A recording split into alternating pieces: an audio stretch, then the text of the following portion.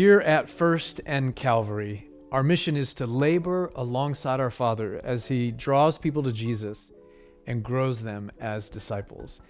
And because that's our mission, it's not surprising that a common question folks ask me is, how can I most helpfully and strategically use my time, my talents, and my tithe to labor alongside my Father here at First and Calvary? That's actually a really important question. And that's why we take a few weeks at the start of every new year to talk about how we can best steward our time, best steward our talents, and best steward our tithes. When it comes to stewarding our time well, everyone at First and Calvary is invited to invest time in prayer for our church. It's so crucial that we undergird everything we do in prayer. And so every year, we're all invited to pledge at the beginning of the year that we will spend time in prayer for our church. And this includes, of course, staying up to date on the life of the church, like through the weekly email, social media, announcements from up front in worship, so that we know what we can be praying about.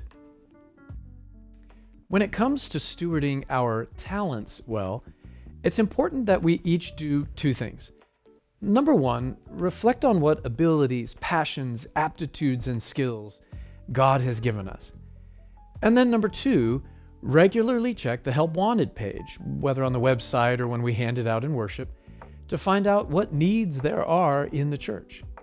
Every year, we're invited to renew our personal pledge that we will use our talents in the life of our church.